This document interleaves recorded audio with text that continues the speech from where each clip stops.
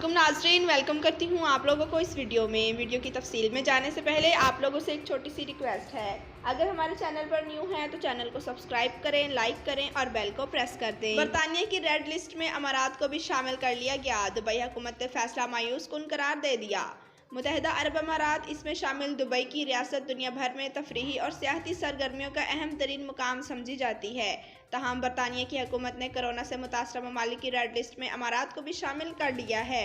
इस फैसले को दुबई की जानिब से इंतहाई मायूस कुन करार दे दिया गया है।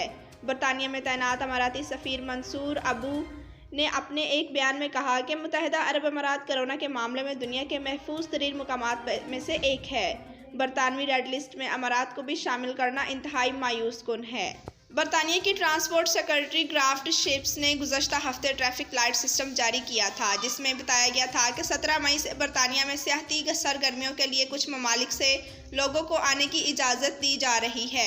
इस हवाले से एक ग्रीन, जामनी और रेड लिस्ट बनाई गई है। रेड लिस्ट में शामिल ममालिक से आने वालों को हुकूमत के मंजूर शुदा किसी होटल में 11 रोज़ का करंतना अख्तियार करना लाजमी होगा, जिसके फ़ी मुसाफिर अखराजात 1750 बरतानवी पाउंड होंगे। इन अखराजात में एयरपोर्ट से होटल तक मुंतकली, फुल बोर्डिंग और 2 PCR टेस्ट भी शामिल होंगे, जो करंतना के दूसरे और 8वें रोज़ लिए जाएंगे। बरतानवी ट्रांसपोर्ट सेक्रेटरी ने वाज़ेह किया था कि बरतानिया में मुकीम अफराद को रेड लिस्ट में शामिल ममालिक का सफ़र न करने की ताकीद की जा रही है।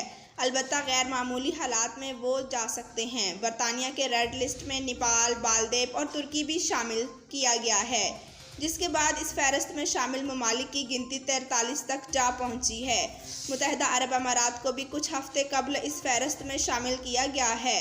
हालांकि अमारात में कोरोना केसेस की शरह बहुत कम है और वैक्सीनेशन की शरह बहुत ज़्यादा है, जबकि वायरस की नई किस्मों के फैलाव को भी कामयाबी से रोका गया है।